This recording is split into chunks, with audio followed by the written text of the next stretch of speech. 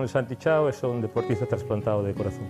Son unha persona totalmente normal que un día pois, tive un accidente de moto e a raíz deso tiven que facer un trasplante de corazón en un plazo moi corto de tempo. Facía un ano xusto que me había casado, e a miña muller estaba embarazada de 5 meses. Sobre todo era difícil porque tiñalo todo e da noite para a mañá daba a sensación que se perdera todo. O 2001 para mí foi un ano horrible, porque era unha etapa moi bonita, estaba eu embarazada da primeira filla, que foi moi buscada, moi querida. De repente, da noite para a mañá, dícenme que tuve un accidente. A min tardarme bastante en decirme que era un trasplante, sabían todos menos a min, porque como estaba embarazada tiña medo que me puxera nerviosa. Non tes absolutamente nada no teu poder. Eu recordo unha vez que estaban os médicos ao redor de min falando a ver que se podía facer, e nun momento dado armeime con unha pouco máis de forza e botei o brazo ao médico e dixenlle, mire, eu non podo morrer neste momento.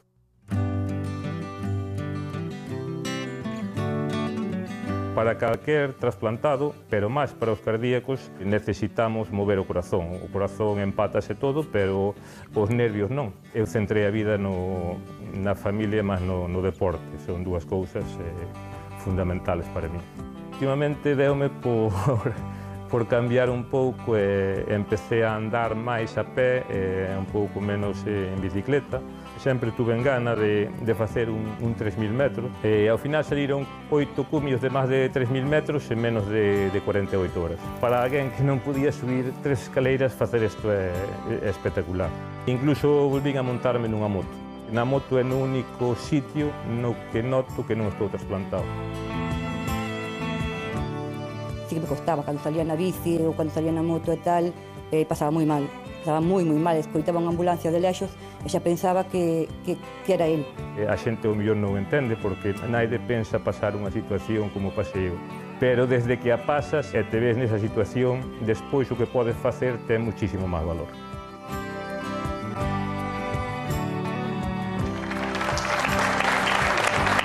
Pois xa estamos con Santi López. Moi boa tarde, Santi. Hola, boa tarde. Que é, desde logo, protagonista dunha gran historia de superación, porque a tua vida cambia para sempre nese accidente de moto que sofres no 2001, non? No 2001, sí. Un 13 de setembro de 2001, as Torres Gemelas caeron o 10 e eu caín o 13. E que foi o que pasou? Que lembras dese día?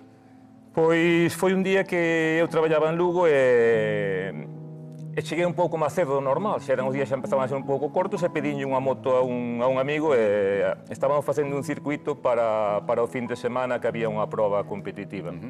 E collín esa moto e fun dar unha volta e nun momento dado na reta pois había un foso que eu non vi, xa era así un pouco de noite.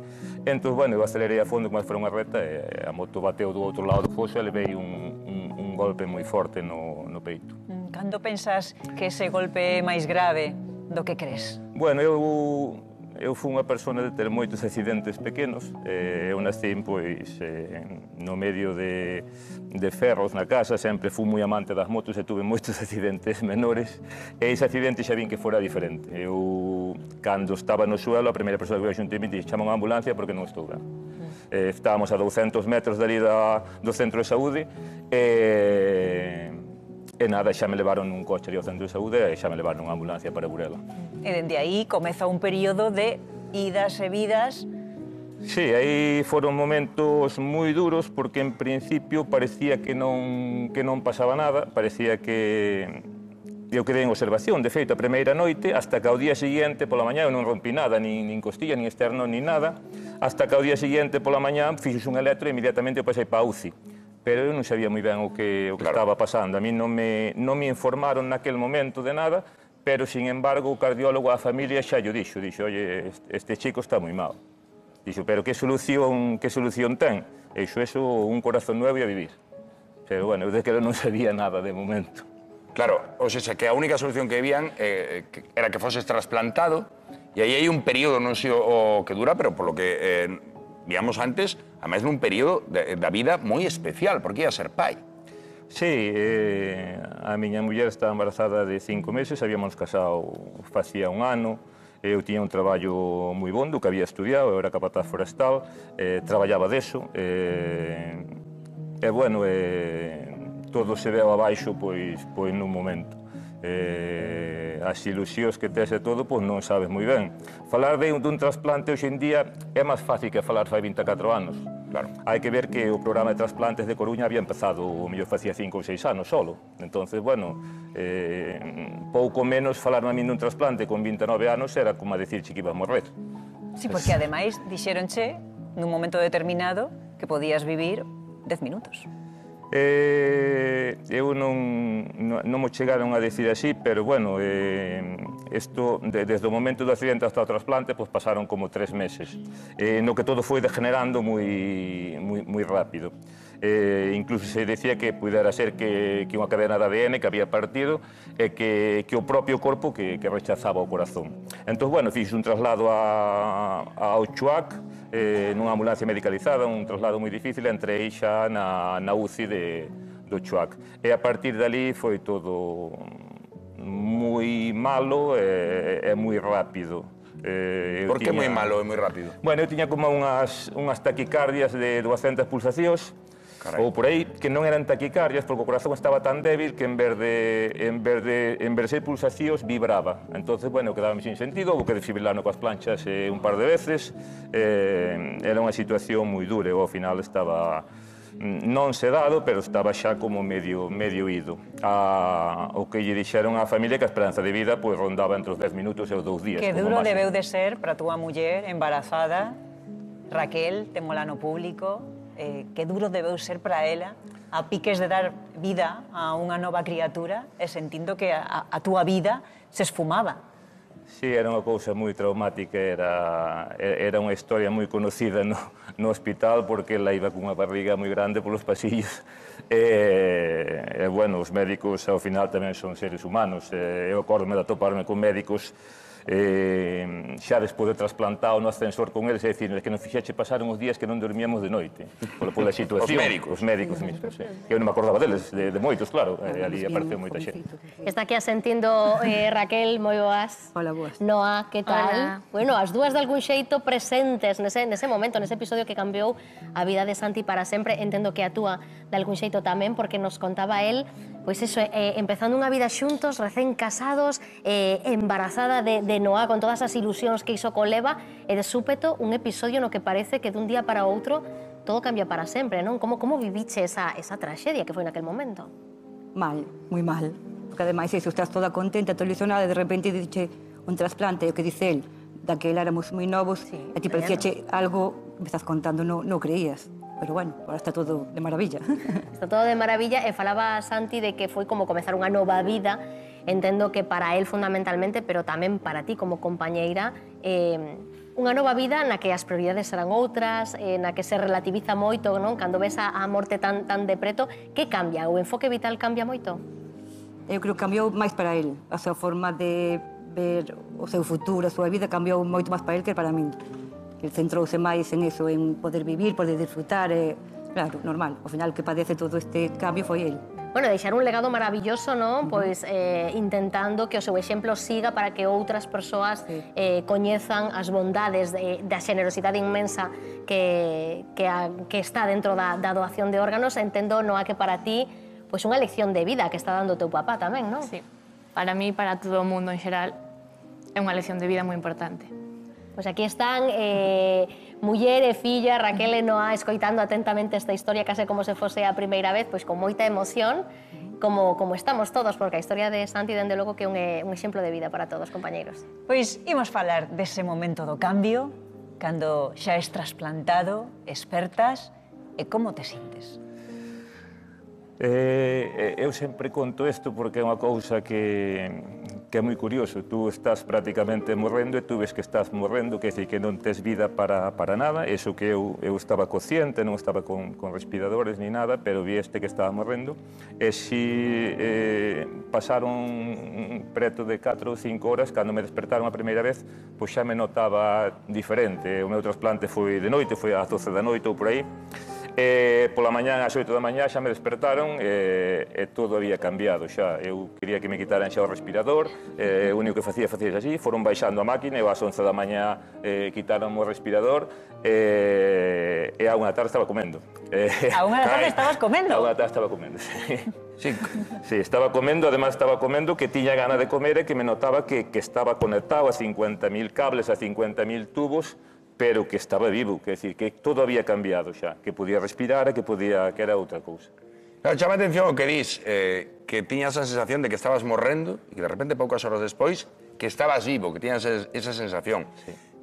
Grazas a unha familia que perdeu un ser querido e decidiu doar, non? Bueno, aquí hai un factor de solidaridade que é o que fai que todo isto seña posible. Solidaridade e empatía. O meu caso non é diferente de moitos outros trasplantados. Nin é o diferente de naide dos que estamos aquí. A calquera lle pode pasar isto. Eu, de feito, estuve nunha situación que podía ser un donante ou podía ser un receptor. Na vida, todos estamos un pouco nesa situación. E máis, temos moitas posibilidades de ser receptores que non donantes. Hai un porcentaxe moi grande de... cada ano entra na lista de espera de trasplantes sobre 5.000 personas e naturalmente fan falta donantes. Cada persona que decide non donar, pois son 5 ou 6 vidas que se perden, a parte do propio donante que non se vai recuperar. Dende o trasplante, sentes que latexa outra persoa dentro de ti? Foi unha pregunta que xa me fixeron e eu xa dixen que non noto eso, o que sinto é... Pero ti és outra persoa de algún xeito? Sí que son outra persoa, sí.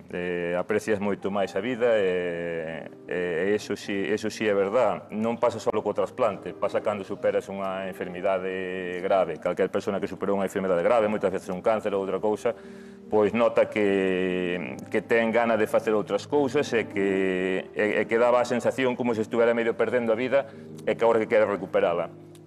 Bueno, a mí tamén me pasou eso, sí. Pois, Santi, temos unha mensaxe para ti. Fíxate nesta pantalla que temos aquí. Hola, pa, eu tamén quería estar con vos neste día, solo para recordarche que te quero un montón, que estou moi orgullosa de todo o que faz e do que fixeche, e que, ainda que sea na distancia, que sempre vou estar con vos, como sei que vos tamén comigo, e que vos quero moito.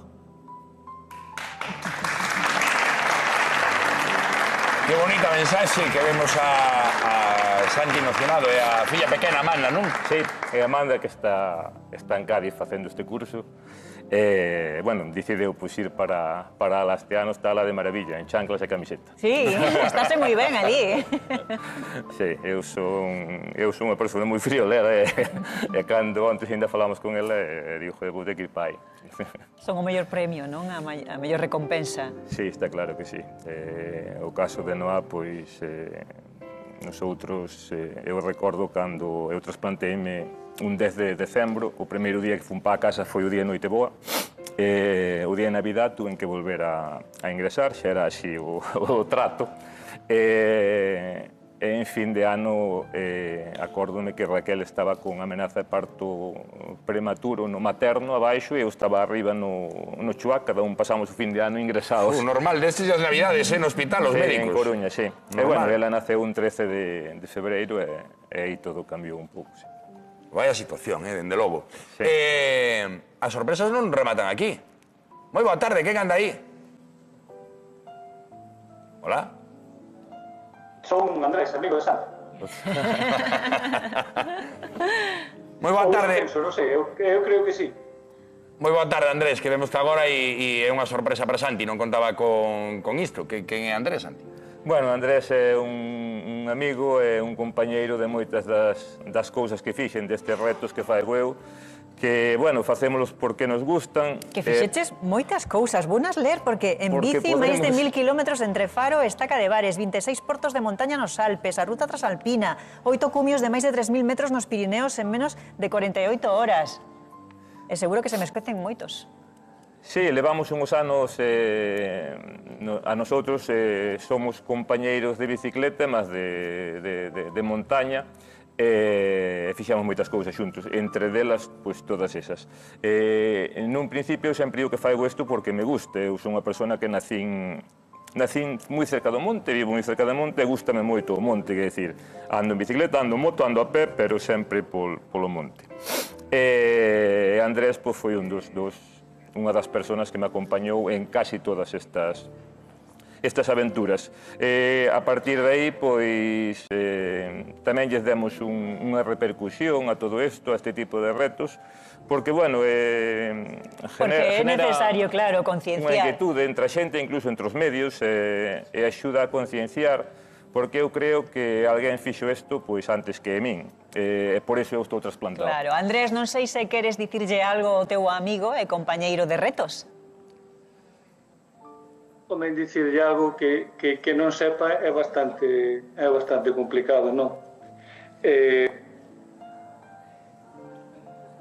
Temos problemas. Cando promociona esta xente altruistamente, pois eu creo que dentro das administracións ou depende de quen sexa, do que sexa, pois deberán axudar un poquinho máis, que pouco se axuda a todo isto. Entonces, bueno, eso sí que sería bon.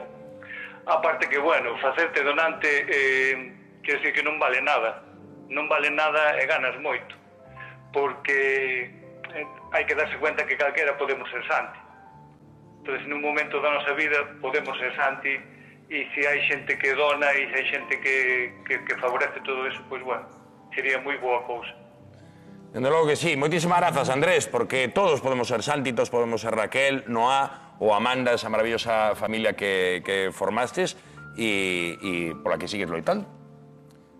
Sí, seguiremos a ver a donde damos chegado. Se me contan, eu digolle moitas veces á xente que no momento que me trasplantei houbera firmado por un ano de vida. A mí se me fan firmar naquele momento un ano de vida, houbera o firmado. E nunca pensei chegar aquí. Pois que sexan moitísimos, con saúde e con alegría. Un aplauso fortísimo. Moitas gracias. Gracias a ti, Sandra.